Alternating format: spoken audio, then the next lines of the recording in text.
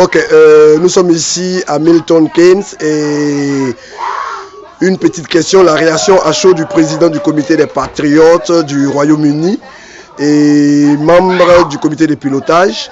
Monsieur Madé, on vient de suivre les élections, les résultats des élections en France.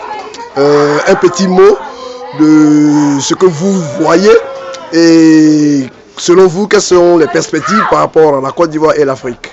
Oh ben, écoutez, je dois dire que notre joie n'est pas liée à la victoire de M. Hollande, mais plutôt à la défaite de M. Sarkozy. Pour nous, nous avons bataillé dur pour que M. Hollande puisse gagner les élections. Et si nous l'avons voulu, c'est parce que d'abord, M. Sarkozy a été celui-là qui, à la tête de cette mafia internationale, a mis la Côte d'Ivoire à genoux, a arrêté le président Laurent Gbagbo et aujourd'hui l'a fait condamner.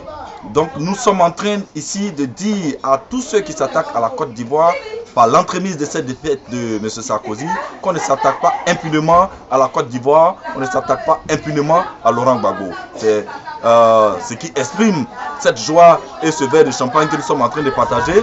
Mais il ne faut pas que nous dormions sous nos lauriers parce que la victoire de M. Hollande, en aucun moment pour nous n'exprime la victoire de la Côte d'Ivoire, encore moins le changement en Côte d'Ivoire. La bataille continue.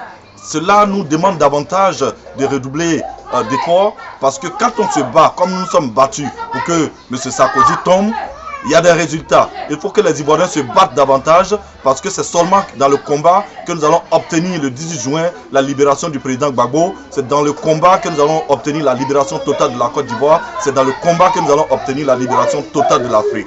Donc encore une fois de plus, à tous les Africains de France qui ont voté pour M. Hollande, nous leur disons félicitations. À tous les Français qui ont voté pour M. Hollande, nous leur disons félicitations. Mais aux Ivoiriens et aux Africains épris de liberté et de justice, nous leur disons que c'est maintenant que le combat commence.